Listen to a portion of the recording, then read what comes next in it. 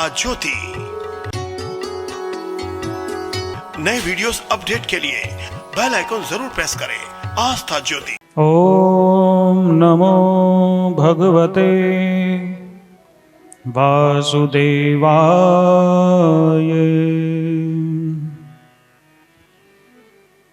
वक्रतुंड महाकाय सूर्यकोटि समप्रभ निर्विघ्नं कुरु मे देव सर्वकार्येषु सर्वदा।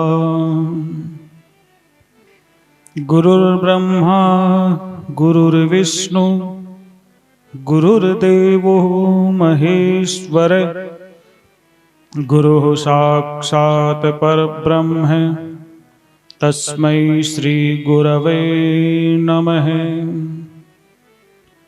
नारायण समारंभां शंकराचार्य मध्यमाम् अस्मदाचार्य पर्यन्तां वन्दे गुरु परम्पराम्।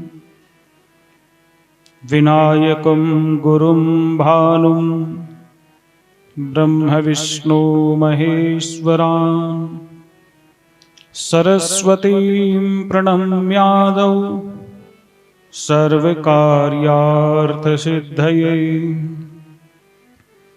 नारायणं नमस्कृत्यं नरं चैव नरोत्तमं देवीं सरस्वतीं व्यासं ततो जयमुदीरये।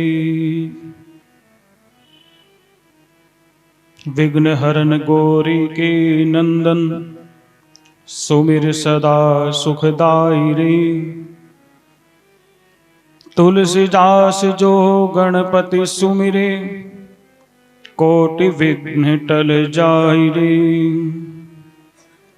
वेद पुराण कथा से पहले जो सुमिरे चित्त लाई रे।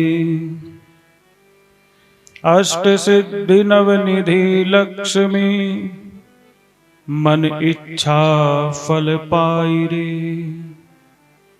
भक्त भक्ति भगवंत गुरु चतुर नाम वपु एक। इनके पद वंदन किए नासत विघ्न अनेक। श्री राधा के पद कमल वंदौ बारंबार। जिनकी कृपा कटाक्ष थे रीझत नंद कुमार।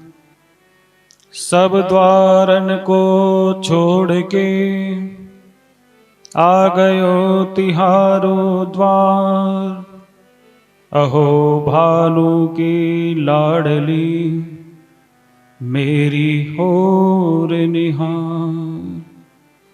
तेरे हाथों सौंप दी जिसने जीवन डोर। कभी बिगड़ती ना सुनी उसकी नंद किशोर। बोलिए श्री गणेश जी महाराज की जय।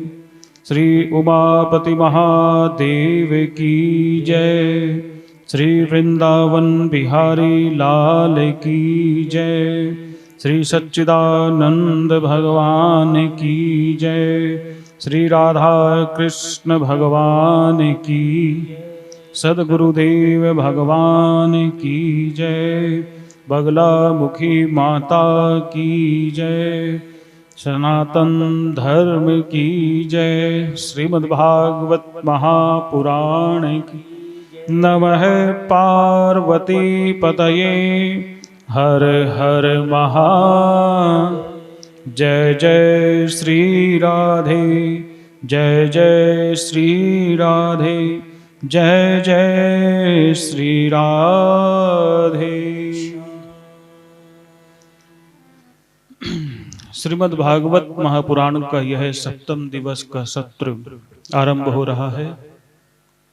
आइए भगवान श्री कृष्ण के चरणों में प्रणाम करते हुए इस सत्र का आरंभ करें। भगवान से प्रार्थना करें कि हे दीन बंधु, आप हम पर कृपा करें और अपनी इस पवित्र कथा को हमारे हृदय में विराजमान करें।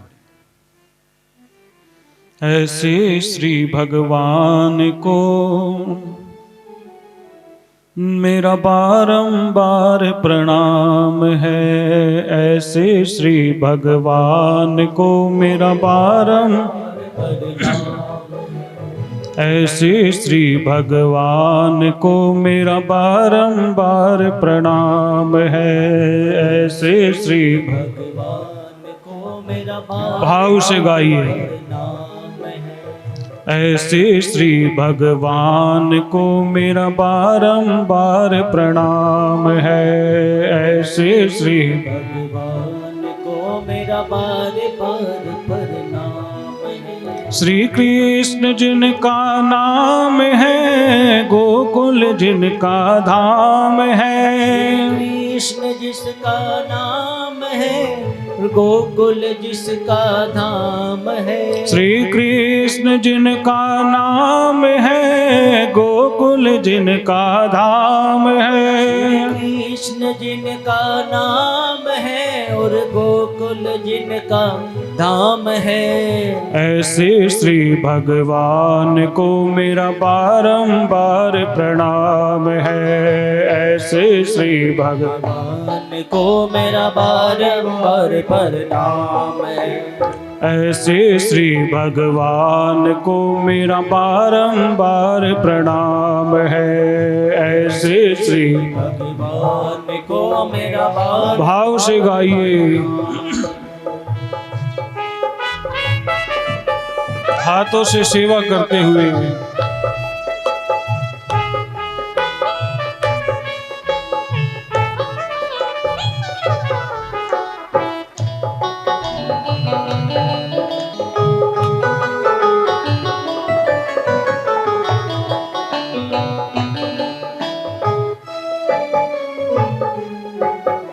यशोदा जिनकी मैया है, नंद जी बापैया है।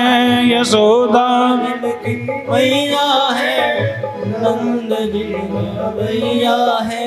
यशोदा जिनकी मैया है, नंद जी बापैया है। यशोदा जिनकी मैया है, नंद जी बापैया है।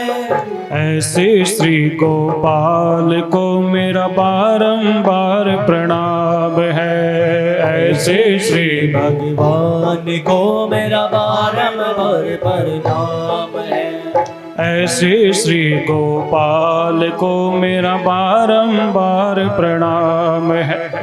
ऐसे श्री भगवान को मेरा बारंबार प्रणाम है।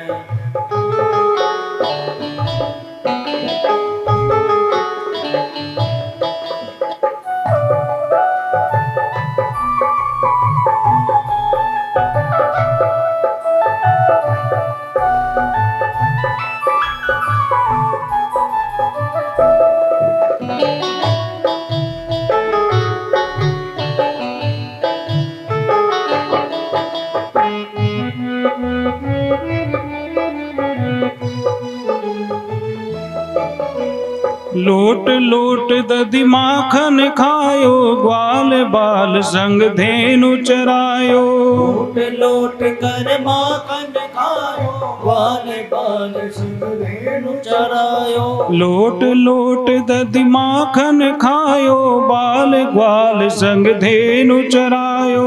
लोट लोट कर माखन खायो, बाल बाल संग धेनु चरायो। ऐसे लीला धाम को मेरा बारंबार प्रणाम है। ऐसे लीला हरि को मेरा बारंबार प्रणाम। ऐसे श्री भगवान को मेरा बारंबार प्रणाम है। भगवान को मेरा बारंबार प्रणाम है। जय हो।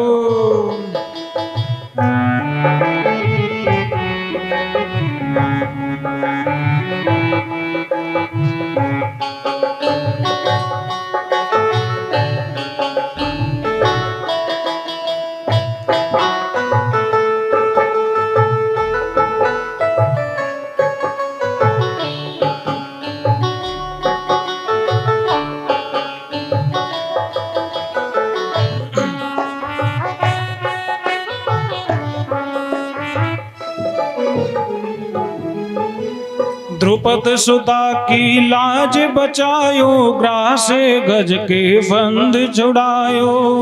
सुता की लाज बचायो, गज से बंद छुड़ायो। द्रुपद सुता की लाज बचायो, ग्रास गज के बंद छुड़ायो। द्रुपद सुता की लाज बचायो, ग्रास गज के बंद छुड़ायो। ऐसे कृपा निधान को मेरा बारंबार प्रणाम है। ऐसे कृपा निधान को मेरा बार बार प्रणाम है। ऐसे कृपा निधान को मेरा बारंबार प्रणाम है। ऐसे कृपा निधान को मेरा बार बार प्रणाम है। श्री कृष्ण जिनका नाम है, गोकुल जिनका धाम है। कृष्ण जिनका नाम है और गोकुल जिसका नाम है। ऐसे श्री भगवान को मेरा बारंबार प्रणाम है। श्री भगवान को मेरा बार बार प्रणाम है। ऐसे श्री भगवान को मेरा बारंबार प्रणाम है। ऐसे श्री भगवान को मेरा बार बार प्रणाम है। ऐसे श्री भगवान को मेरा बारंबार प्रणाम है। ऐसे श्री भगवान को मेरा बार बार प्रणाम है। मेरा बारंबार प्रणाम है। मेरा बारंबार प्रणाम है। प्रभु बारंबार प्रणाम है। बारंबार प्रणाम है। प्रभु बारंबार प्रणाम है। बारंबार प्रणाम। ऐसे श्री भगवान को मेरा बारंबार प्रणाम है। भगवान श्री कृष्ण द्वारिका में निवास करते हैं। द्वारिकाधीश बनकर के द्वारिका के समस्त निवासियों को सुख पहुंचाते हैं। भगवान श्री कृष्ण के बड़े भैया श्री बलराम जी का विवाह रेवती जी के साथ संपन्न होता है और भगवान का विवाह रुक्मणी के साथ होता है।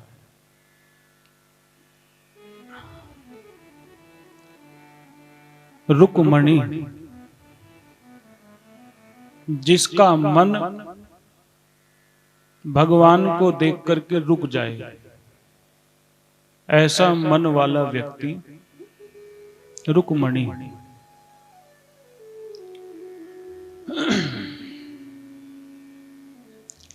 कुछ लोग कहते हैं कि भगवान ने रुक्मणी का हरण किया और कुतर्क करने वाले लोग कहते हैं जब भगवान रुक्मणी को भगाकर ले जा सकते हैं तो कोई दूसरा ले जाए तो वो कैसे पाप हो सकता है। भगवान ने रुक्मणी का हरण नहीं किया, भगवान ने श्री रुक्मणी जी का वरण किया। त्वाम अहम वर्णये, तुम्हारा हम अहम मैं वर्ण करता हूं। रुक्मणी है जगदम्बा लक्ष्मी, भगवान श्री कृष्ण है जगदीश श्री नारायण जी। अनादि काल से भगवती लक्ष्मी भगवान नारायण को ही वरती आई है। भगवान नारायण के अतिरिक्त किसी और का उन्होंने कभी वर्ण नहीं किया। संसार के लोग व्यर्थ ही स्वयं को अरबपति, करोड़पति, खरबपति बताते हैं। वो धन के स्वामी तो हो सकते हैं, लेकिन लक्ष्मी के स्वामी नहीं हो सकते। लक्ष्मी समस्त जगत की माता है, नारायण समस्त जगत के पिता हैं। लक्ष्मी पर अधिकार कोई नहीं कर सकता। लक्ष्मी से याचना सब करते हैं। लक्ष्मी को चाहते सब हैं, लेकिन उसी प्रकार लक्ष्मी को चाहना चाहिए जैसे बेटा अपनी मां को चाहता है। जिस प्रकार मां अपने बेटे के भरण पोषण का ध्यान रखती है, लक्ष्मी जी वैसे ही जगत के जीवों के भरण पोषण का ध्यान रखती है। तुम बिन यज्ञ न होवे वस्त्र न कोई पाता, खान पान का वैभव सब तुमसे। स्त्री के 3 रूप कहे गए हैं। जो संसार में सब ओर देखना चाहिए। अपने से आयु में अधिक हो तो माता रूप, समान आयु की कोई युवती हो, स्त्री हो तो बहन का रूप, और अपने से छोटी हो तो बेटी का रूप।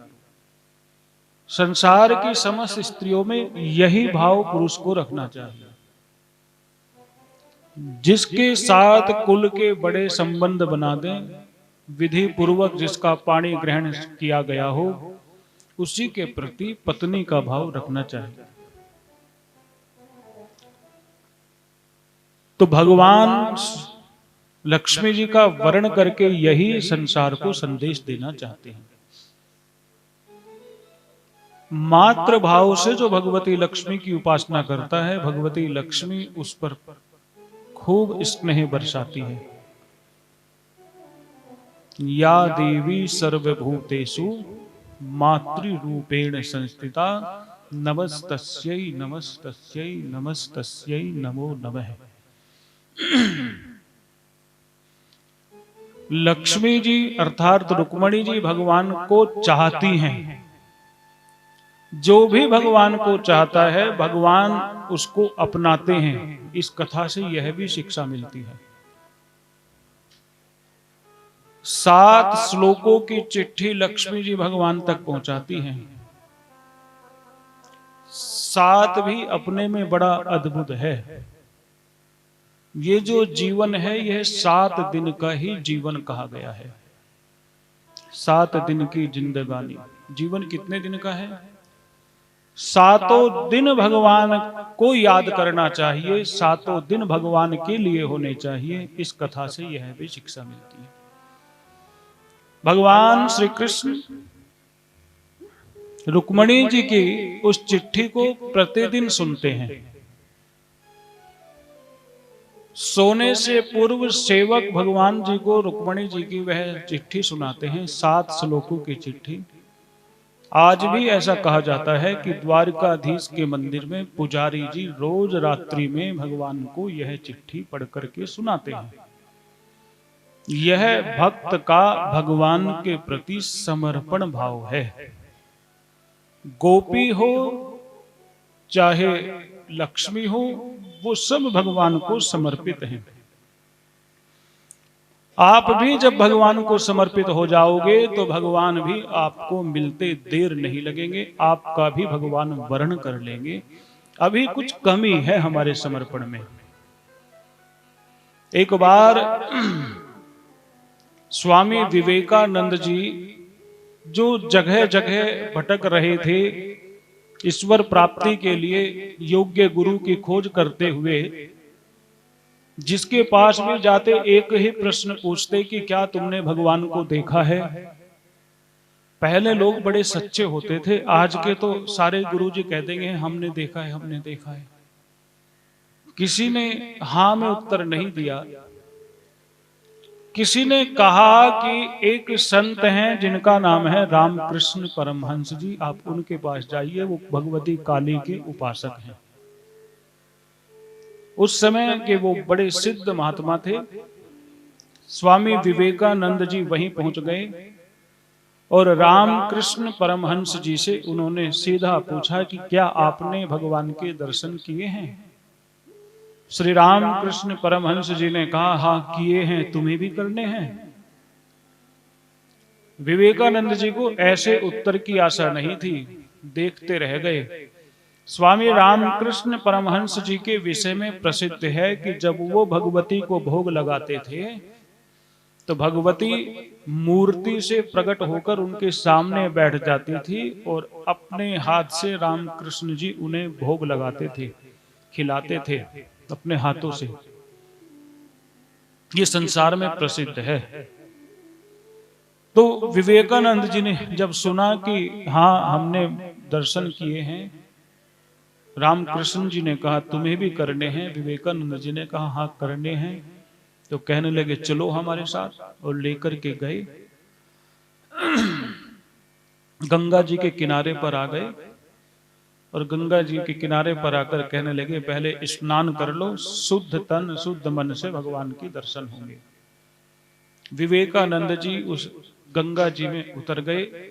स्नान करने के लिए जैसे ही उन्होंने डुबकी लगाई, रामकृष्ण परमहंस जी ने उनके सिर को जल के अंदर कस के डुबो दिया। समझ रहे हो? बाहर पहले तो सोचा विवेकानंद जी ने ये कोई विधि होगी दर्शन की। जब बहुत देर हो गई, छटपटाहट होनी आरंभ हुई और एक क्षण ऐसा आया कि अब प्राण बचने मुश्किल हो गए, तो विवेकानंद जी ने पूरे वेग के साथ रामकृष्ण जी को धकियाते हुए जल से बाहर निकल करके आए और हाँफते हुए कहने लगे ये क्या कर रहे हो गुरुजी? गुरुजी कहने लगे जो तड़फ तुम्हें अब इस जल के अंदर हुई है, जिस दिन भगवान के लिए वही तड़फ हो जाएगी, उसी दिन भगवान तुम्हारे सामने प्रकट हो जाएंगे। हमारे अंदर अभी उस तड़फ का, उस प्रेम का, उस अनुभव का अभाव है। तुलसीदास जी कहते हैं कि जैसे कंजूस व्यक्ति दिन रात धन के विषय में सोचते हैं, कंजूस व्यक्ति दिन रात धन की चिंता करता है, उसी प्रकार जिस प्रकार कामी दिन रात कामनी की चिंता करता है, वही चिंता और चिंतन भगवान के प्रति जिस दिन हो जाएगा, भगवान हमारे हृदय में प्रकट हो जाएंगे। गोपियां भगवान से इतना प्रेम करती हैं कि भगवान के अतिरिक्त कुछ और सोचती ही नहीं है। भगवान श्री कृष्ण जब से द्वारिका से आए, गोपियों का हाल बेहाल है। भगवान ने आश्वासन दिया कि हम आएंगे, इस आशा में गोपियां अपने घर भी नहीं जाती हैं। जमुना के किनारे पर बैठ करके भगवान के आने की प्रतीक्षा करती हैं। गोपियां भगवान को समर्पित हैं। गोपी भाव बड़ा अद्भुत भाव है। यह भाव हर किसी को प्राप्त नहीं होता। एक एक गोपी जन जन्मांतरों की तपस्वी हैं, तपस्विनी हैं। तपस्या का फल उनको गोपी रूप में प्राप्त हुआ है।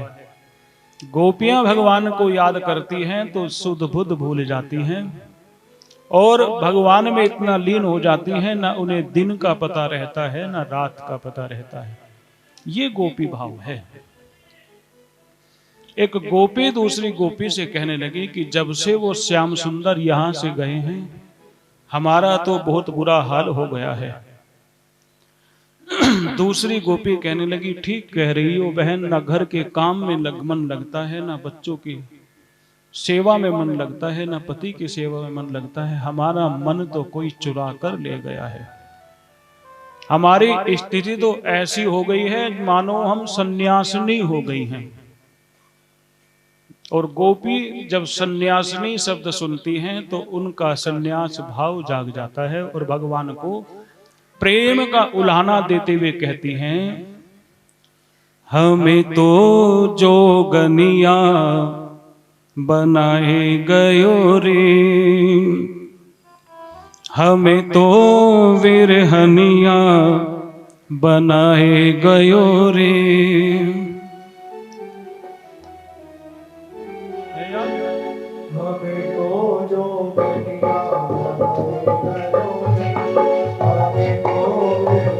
छलिया बनाए गयो रे।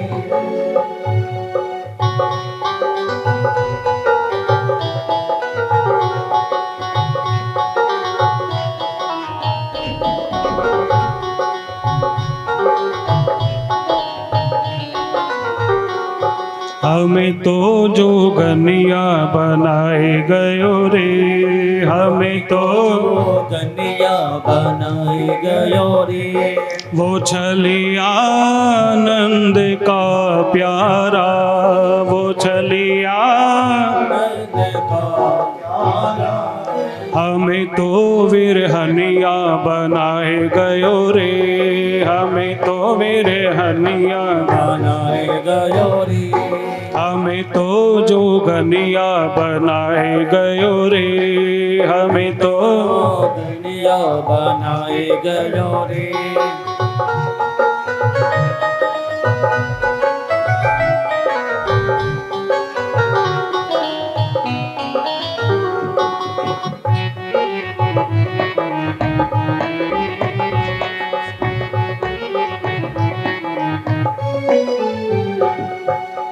मोर मुकुट पीतांबर सोहे, मोर मुकुट पीतांबर सोहे। मोर मुकुट पीतांबर सोहे, मोर मुकुट पीतांबर सोहे। हमारे सिर जटा धराए गयो रे, हमारे सिर जटा बढ़ाए गयो रे। हमें तो जोगनिया बनाए गयो रे, हमें तो कन्या बनाए गयो रे। वो छलिया आनंद का प्यारा, वो छलिया नंद का प्यारा रे। हमें तो जोगनिया बनाए गयो रे, हमें तो कन्या बनाए गयो रे।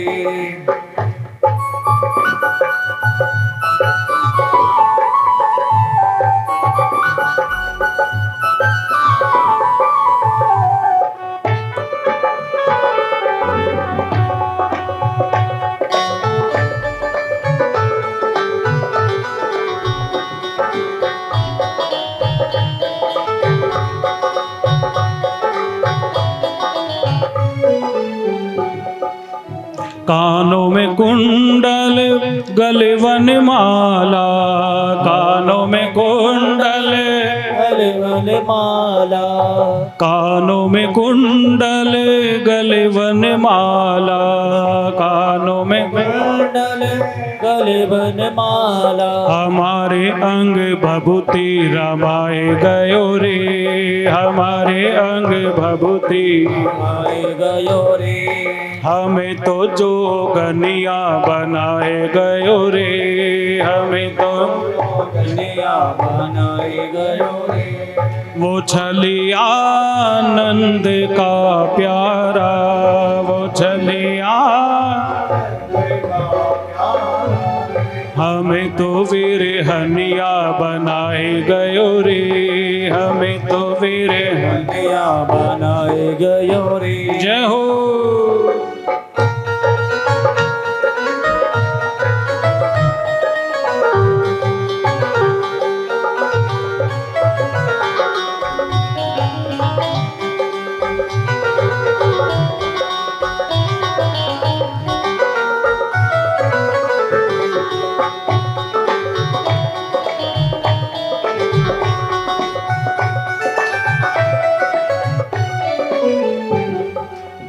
आप तो जाए द्वारिका धाए, आप तो जाए द्वारिका जाए।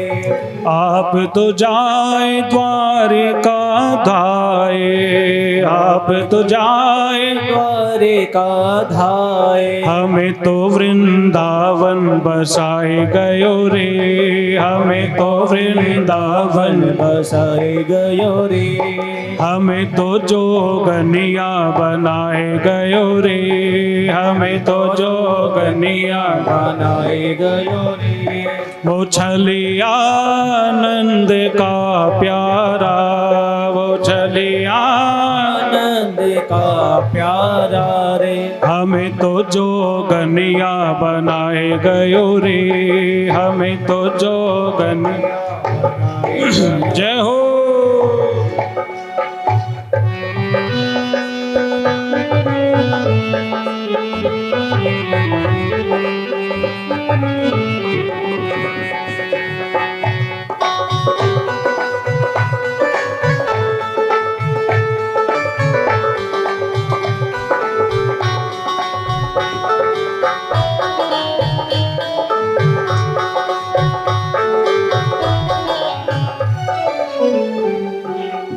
चंद्र सखी भज बाल कृष्ण छवि, चंद्र सखी भज बाल कृष्ण छवि, चंद्र सखी भज बाल कृष्ण छवि, चंद्र सखी भज बाल कृष्ण छवि। हमें तो हरिदासिन बनाए गयो रे, हमें तो हरिदासिन बनाए गयो रे, हमें तो हरिदासिन बनाए गयो रे, हमें तो दासिन बनाए गयो रे। वो छली आनंद का प्यारा, वो छली आनंद का प्यारा है, वो छली आनंद का प्यारा, आनंद का प्यारा। हमें तो जोगनिया बनाए गयो रे, हमें तो जोगनिया बनाए गयो रे, हमें तो जोगनिया बनाए गयो रे, हमें तो जोगनिया बनाए गयो रे। गोपियां भगवान को याद करके आंसू बहा रही हैं। भगवान भक्तों की टेर सुनते हैं। द्वारिका में भगवान विहल हो जाते हैं। भगवान के आंखें आंसुओं से भर जाती हैं। भगवान के सखा और एक भक्त हैं उद्धव जी महाराज। श्री उद्धव जी परम ज्ञानी हैं, उच्च कोटि के ज्ञानी हैं। भगवान के प्रति ईश्वर भाव रखते हैं और मित्र भाव भी रखते हैं। भगवान के सखा भी हैं। उद्धव जी भगवान के मुखमंडल को देखते हैं। भगवान की आंखें उद्धव जी पढ़ते हैं। भगवान से पूछते हैं, हे द्वारिकाधीश, आप इतने द्रवित क्यों हो रहे हैं? भगवान श्री कृष्ण कहते हैं कि जब से हम वृंदावन से आए हैं, हमारे विरह में व्याकुल गोपियां सुध-बुध खोए बैठी हैं। वो बेचारी ना घर की रही ना घाट की रही, संसार से विरक्त हो गई हैं। कोई होता जो उनको तत्व ज्ञान देकर के उनके दुख को दूर करता। धर्म शास्त्र का वचन है, दुख की औषधि ज्ञान है। दुख ज्ञान से कटता है, अज्ञान से दुख बढ़ता है। कोई होता जो ज्ञान का अमृत उन गोपियों को पिला आता और उनका दुख कम हो जाता। श्री उद्धव जी भगवान से कहते हैं, प्रभु ये सेवा आप हमें दीजिए। हम श्री गोपियों को आपका संदेशा सुनाते हैं। भगवान श्री उद्धव जी को कहते हैं कि हे मित्र, ये मेरा पीतांबर तुम ले जाओ, इसको तुम निशानी समझ लेना, क्योंकि गोपी मेरे अतिरिक्त किसी पुरुष की ओर देखती तक नहीं। बात करना तो बहुत बड़ी बात है। उद्धव जी भगवान के परिवार के सदस्य थे। उद्धव जी की शरीर की आकृति भगवान श्री कृष्ण की आकृति के समान थी। ऐसे ही उद्धव जी श्यामल श्यामल थे और ऐसे ही अंग कांति, ऐसे ही उद्धव जी का शरीर मानो दूसरे श्री कृष्ण ही हों। श्री उद्धव जी पीतांबर ओढ़ करके श्री वृंदावन की ओर प्रस्थान करते हैं।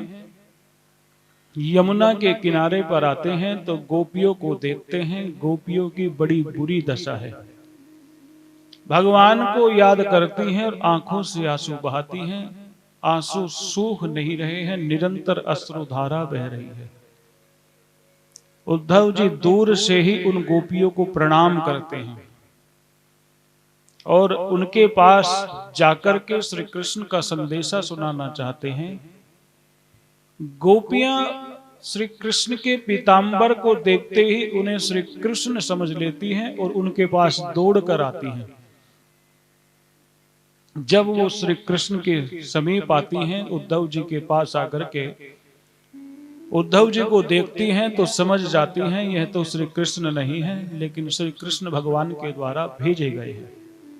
पीतांबर को श्री कृष्ण का प्रतीक मान करके उनको बड़ा आदर देती हैं, सत्कार देती हैं।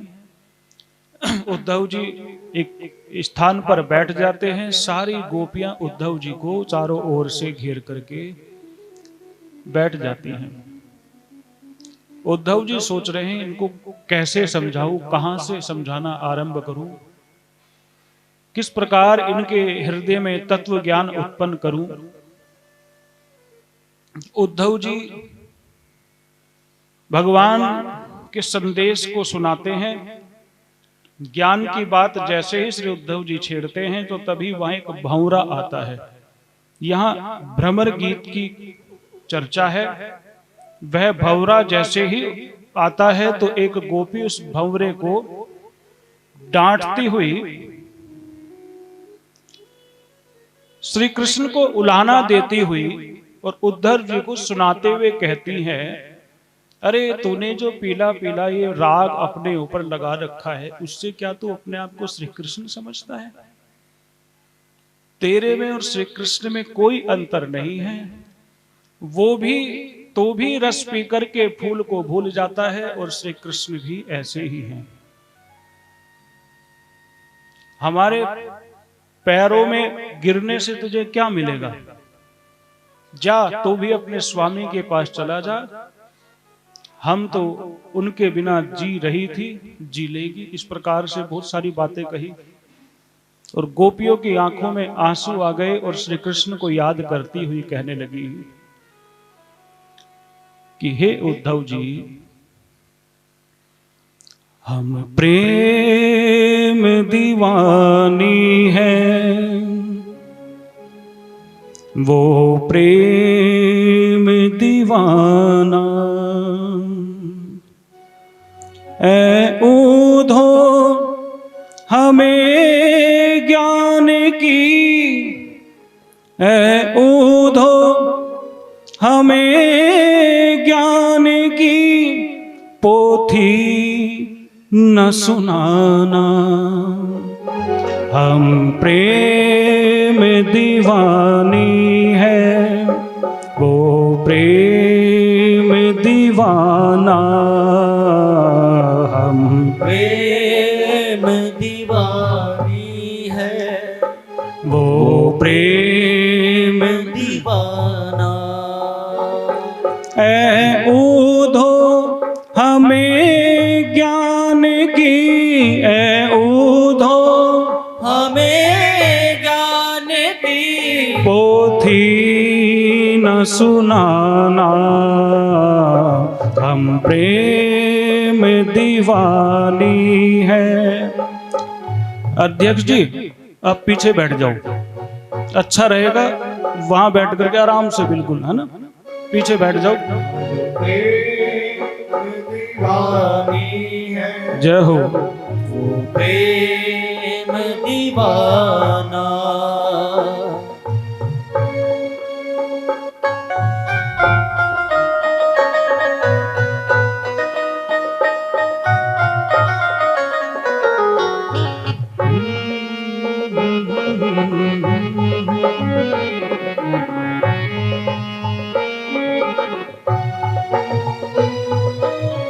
तन मन जीवन श्याम का, श्याम हमारा काम।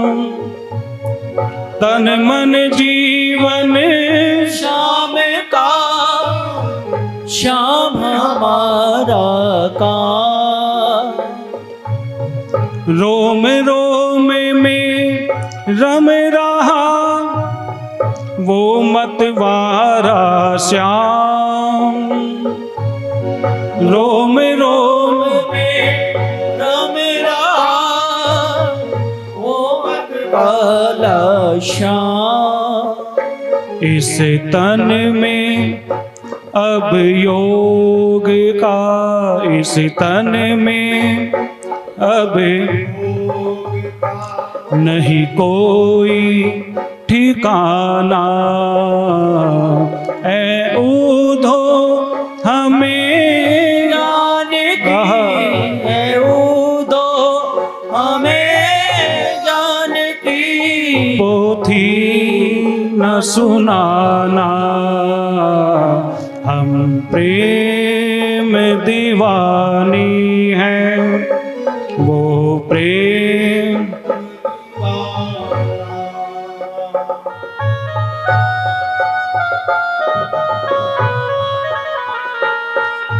श्री राधे।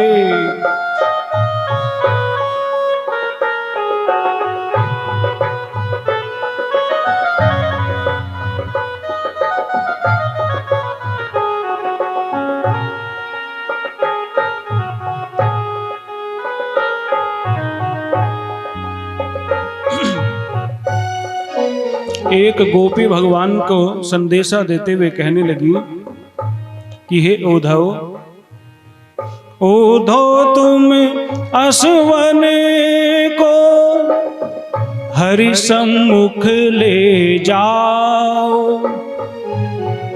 उद्धव तुम असवन हरि सम्मुख ले जाओ। पूछे हरि कुशल तो, पूछे हरि कुशल तो चरणों में दिए चढ़ाओ। पूछे हरि कुशल तो चरणों में दियो चढ़ाओ। कहियो जी इस प्रेम का, कहियो जी इस, ये तुच्छ नजराना। ऐ ऊधो हमें ज्ञान की, ऐ ऊधो हमें ज्ञान की। पोथी न सुनाना, हम प्रेम दीवानी हैं, वो प्रेम दीवाना। हम प्रेम दीवानी हैं, वो प्रेम दीवाना। हम प्रेम दीवानी हैं, वो प्रेम।